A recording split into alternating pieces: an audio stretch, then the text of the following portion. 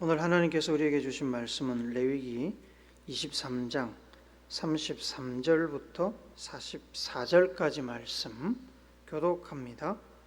여호와께서 모세에게 말씀하여 이르시되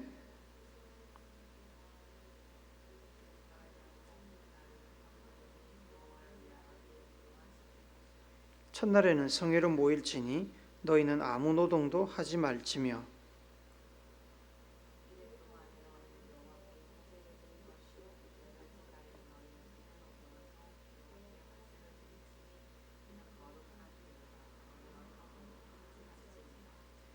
이것들은 여호와의 절기라. 너희는 공포하여 성회를 열고 여호와께 화제를 드릴지니 번제와 소제와 희생 제물과 전제를 각각 그날에 드릴지니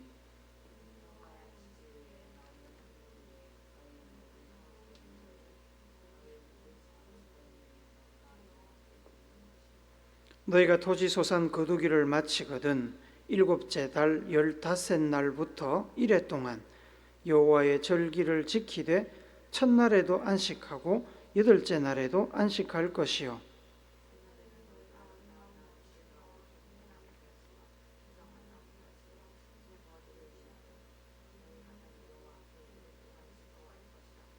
너희는 매년 이래 동안 여호와께 이 절기를 지킬지니 너희 대대의 영원한 규례라.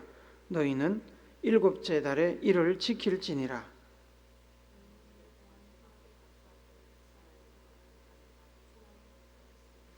이는 내가 이스라엘 자손을 애굽 땅에서 인도하여 내던 때에 초막에 거주하게 한 줄을 너희 대대로 알게 함이라.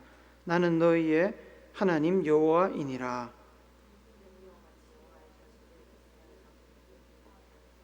아멘. 국민일보 겨자실안에 소개된 이야기입니다. 우선 어느 나라 어느 민족을 불구하고 사람들은 아기들에게 말을 가르칠 때 엄마, 아빠 다음으로 고맙습니다, 감사합니다라는 말을 우선적으로 가르친다고 합니다. 아이들을 키울 때를 돌아보니까 정말로 저도 그랬던 것 같습니다. 저도 아이들을 키울 때 고맙습니다, 감사합니다를 수없이 반복해서 가르쳤습니다. 싫어, 미워, XX야 뭐 이런 이야기들은 한 번도 가르친 적이 없습니다. 그리고 우리가 외부 상황에 반응하여 감사의 마음을 품기까지 걸리는 시간이 0.3초라고 합니다. 찰나의 시간이지만 그 짧은 시간에 우리 안에는 많은 변화가 일어납니다. 감사합니다라는 말이 뇌에 전달되면 시상하부에서 마음의 안정을 가져다주는 물질이 나옵니다. 면역 체계를 활성화시킵니다. 하루에 2번만 감사 인사를 해도 면역력이 눈에 띄게 좋아진다고 합니다. 감사를 표현할 때 우리 몸의 근육은 이완되고 체온은 올라가서 몸이 유연해지고 피가 잘 돌게 됩니다. 마음이 편안해져서 여유가 생기고 기분이 좋아지고 행복해지는 것입니다. 전 유럽을 제패했던 나폴레옹은 말년에 이렇게 말했다고 합니다. 내 인생에서 행복한 날은 엿새도 되지 않았다. 반면 일평생 장애인으로 살며 여러 가지 불편과 불행을 겪어야 했던 헬렌 켈러는 이렇게 고백했다고 합니다. 내 평생 행복하지 않은 날은 하루도 없었다. 무엇이 그들의 삶을 많이 가지고도 불행하게 만들고 적게 가지고도 행복하게 만들었을까요? 바로 감사입니다. 나폴레옹은 세상을 다 가졌지만 감사할 줄 몰랐고 헬렌 켈러는 어려운 중에도 믿음 안에서 감사하며 살았기에 그 삶이 행복할 수 있었습니다. 행복해지기를 원하십니까? 이런 말을 하지 않습니까? 감사의 분량이 행복의 분량이다. 감사하십시오. 하나님께 감사하고 여러분의 가족과 동료와 배우자와 친구와 친척들에게 감사하십시오.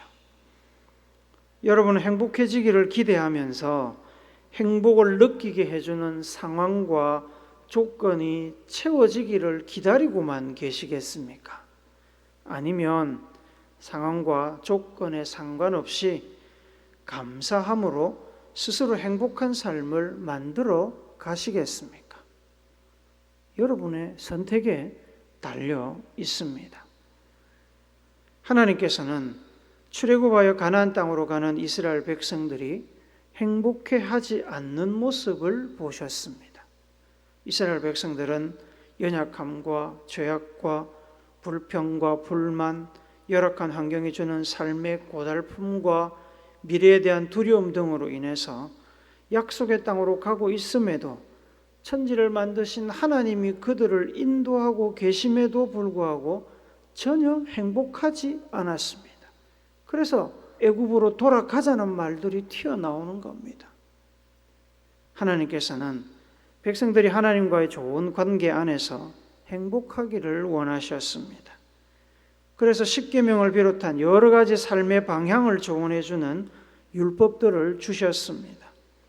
그 율법 중에는 절기에 관련된 율법도 있었습니다. 절기는 해마다 반복되는 특정 계절이나 시간이 되면 꼭 기억하고 지키는 행사 혹은 의례 등을 말합니다. 우리나라에도 추석, 설, 대보름, 동지 등 다양한 문화적 배경을 가진 절기가 있습니다. 서양에도 부활절, 성탄절, 할로윈데이 이런 거 있습니다. 오늘 본문이 포함된 레위기 23장에 보면 여러 절기가 소개되고 있습니다.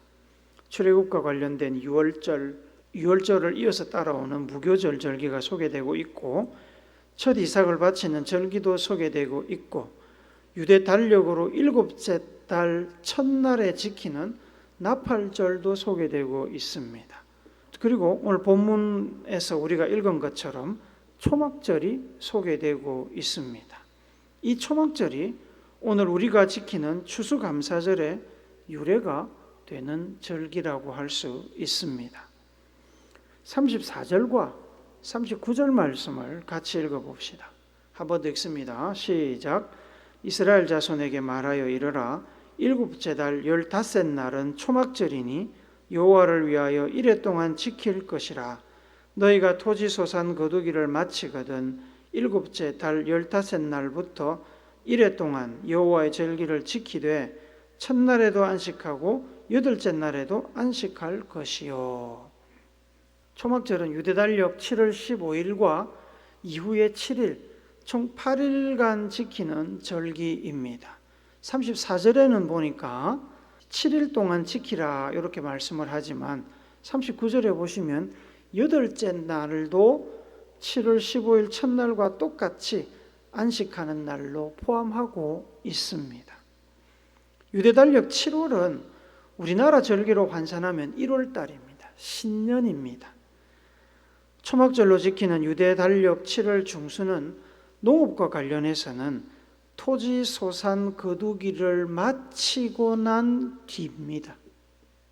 그래서 시기적으로 초막절이 추수를 감사하는 절기의 유래라고 말씀을 드리는 겁니다. 그런데 이 초막절이 추수를 끝내고 지키는 절기인데 왜 초막절이라고 부를까요? 초막은 이스라엘 백성들이 광야 생활을 하면서 집으로 사용했던 임시 거주시설 텐트를 말합니다.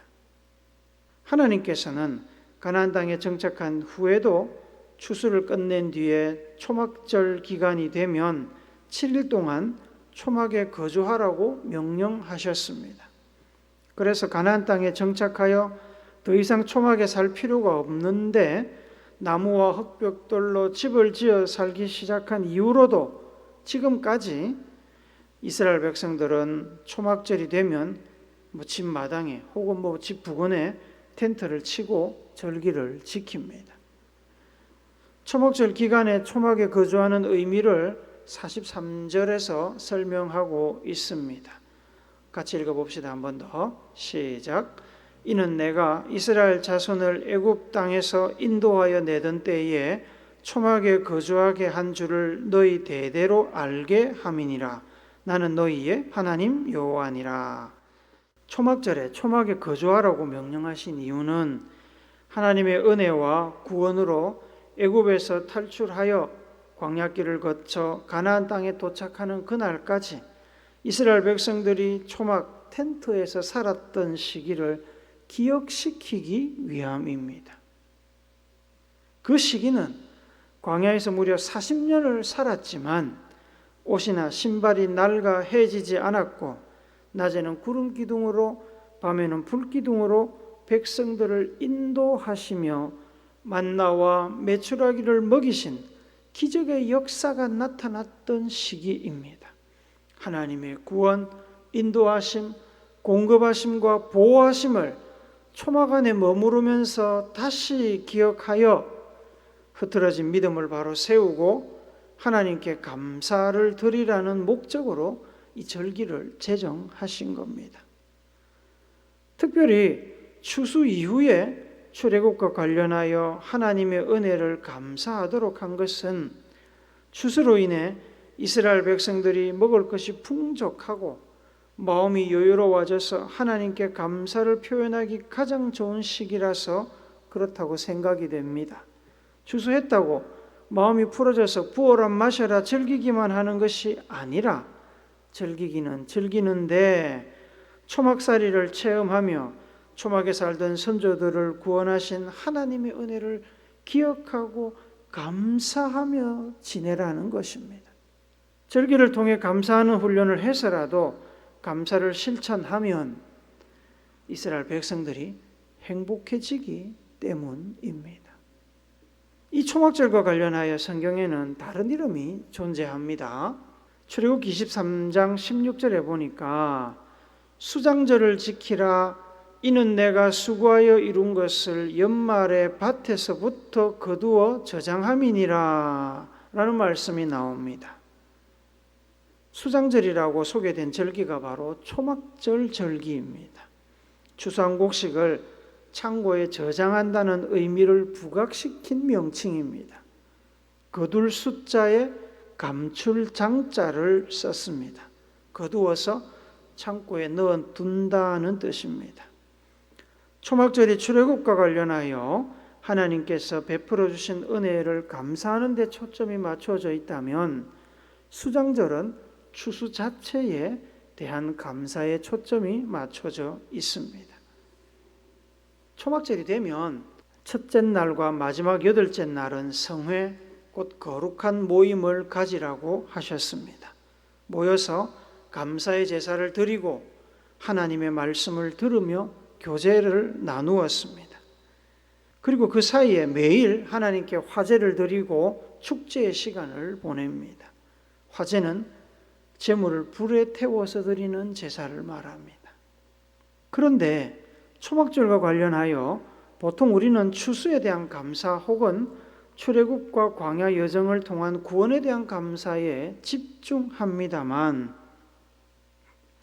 하나님께서는 그러한 감사와 더불어 초막절 절기를 더욱 의미 있게 만드는 두 가지 장치를 덧붙여 놓으셨습니다.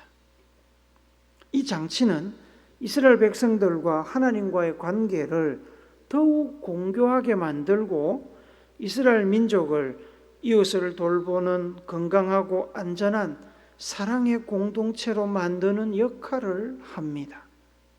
우선 첫 번째 장치는 35절, 36절에 나옵니다. 우리 같이 읽어봅시다. 시작.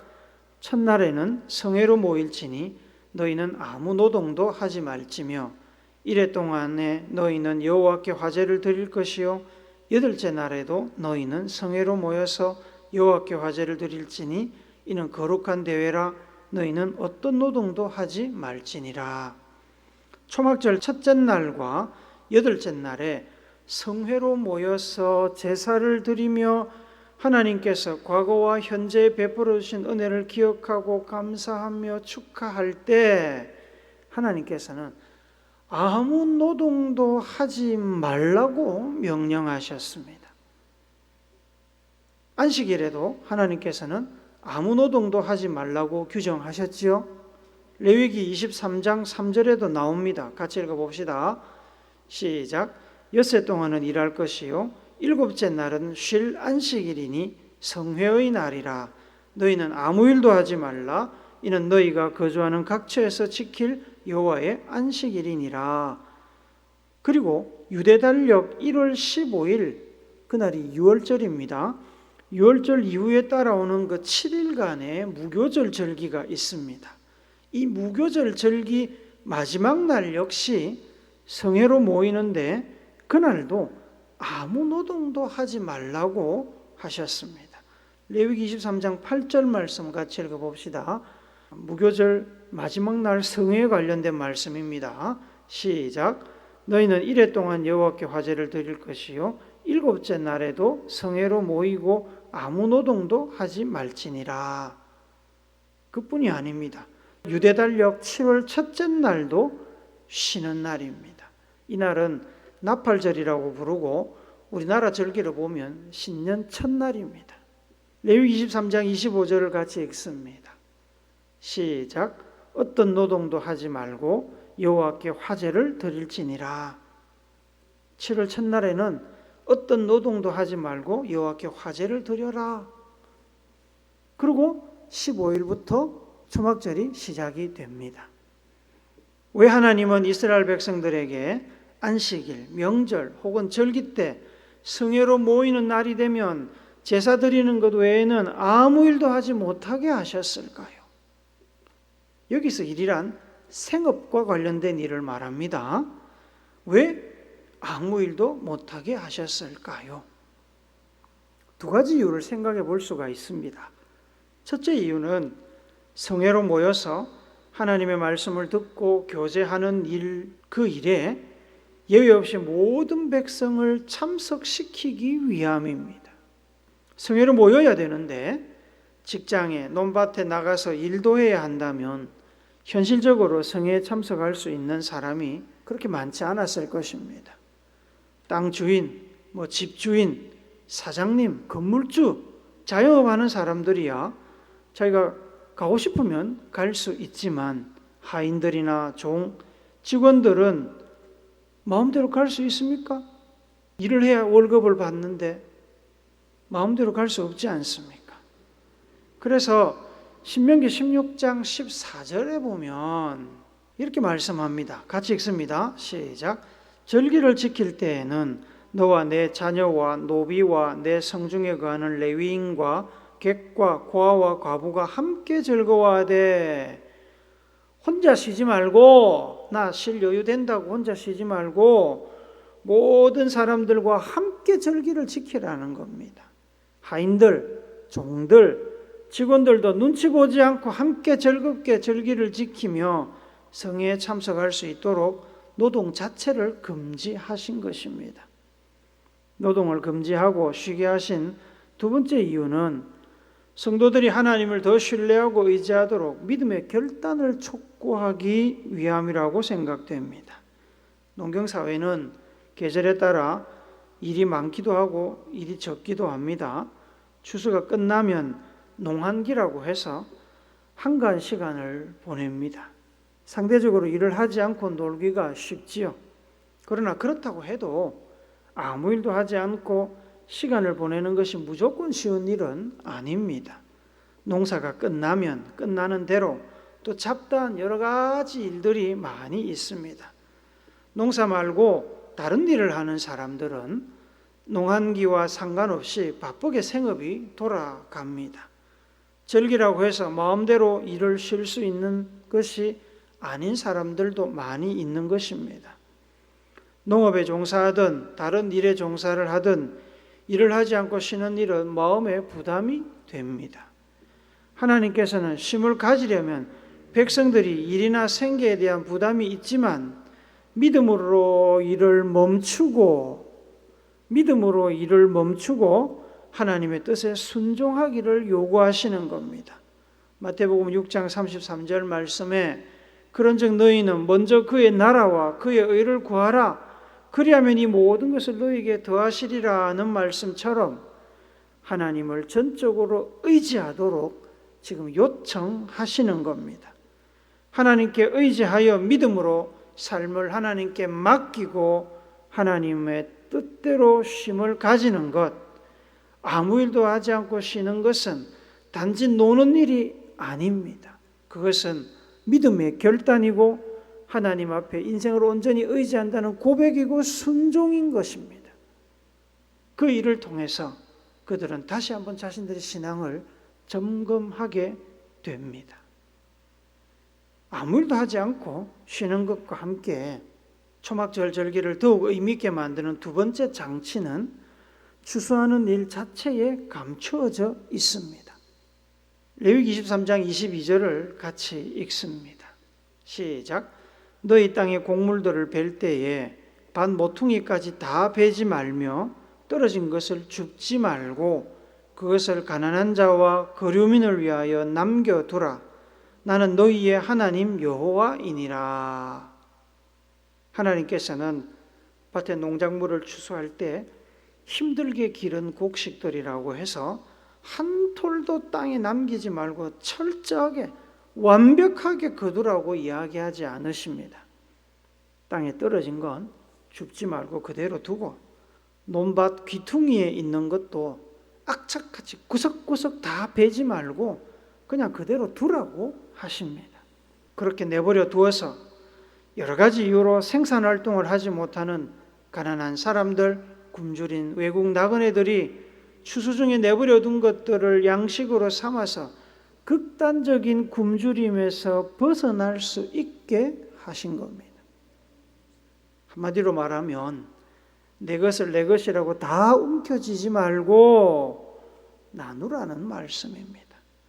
오늘날 표현을 쓰자면 궁지에 몰린 사회 공동체 일원들에게 최소한 생명을 유지할 수 있는 도움의 길을 열어주는 사회 안전망을 구축한 것입니다. 룻기에 보면 남편과 자식을 모두 잃은 나오미가 외국인 며느리 룻과 함께 고향으로 돌아옵니다. 룻은 나이 많은 시어머니를 부양하기 위해서 추수 중인 보아스의 밭에 가서 추수꾼들이 흘린 이삭을 줍습니다. 또 가난한 자들, 거류민들을 위해 일부러 추수하지 않고 내버려둔 곡식들을 줍습니다. 보아스는 룻이 많은 곡식을 주어갈 수 있도록 배려하며 일꾼들에게 이렇게 당부합니다. 룻기 2장 15절 16절을 같이 읽습니다. 세 번역으로 읽습니다. 시작. 룻이 이삭을 주우러 가려고 일어나사 보아스가 젊은 남자 일꾼들에게 일렀다. 저 여인이 이삭을 주울 때에는 곡식단 사이에서도 죽도록 하게. 자네들은 저 여인을 괴롭히지 말게. 그를 나무라지 말고 오히려 단에서 조금씩 이삭을 뽑아 흘려서 그 여인이 죽도록 해주게. 일부러 곡식을 좀 뿌려가지고 주워가도록 해주라 이 말입니다. 추수를 통해 땅 주인도 추수의 기쁨을 누리지만 가난한 사람들, 굶주린 사람들, 곤란해 있는 외국인들도 땅 주인의 자비로운 행동으로 인해 함께 추수의 기쁨을 누리는 것입니다. 하나님께서는 추수감사절에 나만 기쁨을 누리지 말고 내 옆에 있는 이웃들도 함께 추수의 기쁨을 누리며 감사할 수 있도록 배려하라고 땅에 떨어진 이삭과 밭 언저리에 그 곡식들을 다 베지 말고 남겨두라고 하셨습니다. 자비한 마음에서 내 것을 나누어 나의 감사가 다른 사람에게도 감사가 되도록 하신 겁니다. 감사의 기쁨을 나누는 것입니다. 기쁨을 나누면 어떻게 됩니까? 2배가 된다고 하지 않습니까? 그래서 우리는 해마다 감사 나눔 프로젝트를 진행하고 있습니다. 사랑하는 우물교회 성도 여러분, 하나님께서 우리에게 추수감사 절기를 주신 것은 우리 주머니를 털어서 하나님 창고를 채우기 위함이 아닙니다. 감사해야 더 행복해지는 인간의 삶의 원리를 잘 아시기 때문에 우리에게 감사 훈련을 시키시는 겁니다. 과거에 받은 은혜를 다시 기억하여 감사하고 올해 받은 은혜도 감사하고 앞으로 받을 은혜도 감사하는 감사형 인간이 진짜 행복한 인생입니다. 하나님은 그것을 아십니다. 그래서 우리에게 감사절을 통해서 감사를 훈련시키시는 겁니다. 추수감사절기에 하나님께서 감춰두신 두 가지 숨은 의미를 기억하십시오. 쉼을 통해 하나님께 집중하고 하나님을 전적으로 의지하는 훈련을 하십시오. 하나님께 의지하면 하나님께서 인생의 문제를 해결하시고 형통하게 하십니다. 또한 나에게 베풀어 주신 은혜를 감사하며 남들도 나와 함께 감사할 수 있도록 배려하여 내 것을 나누고 도와주기를 힘쓰십시오. 하나님께서 여러분에게 감사의 제목을 주신 것처럼 여러분도 이웃들에게 감사의 제목을 만들어 주십시오. 그래서 함께 감사하며 기뻐하는 추수감사 절기가 되기를 바랍니다. 논밭의 풍성한 소출처럼 하나님의 은혜가 여러분과 여러분의 이웃들, 교회와 이 나라 가운데 넘쳐나는 복되고 행복한 추수감사 주일이 되기를 우리에게 생명을 나누어 주시고 부활의 첫 열매가 되시는 예수님의 이름으로 축복합니다. 아멘.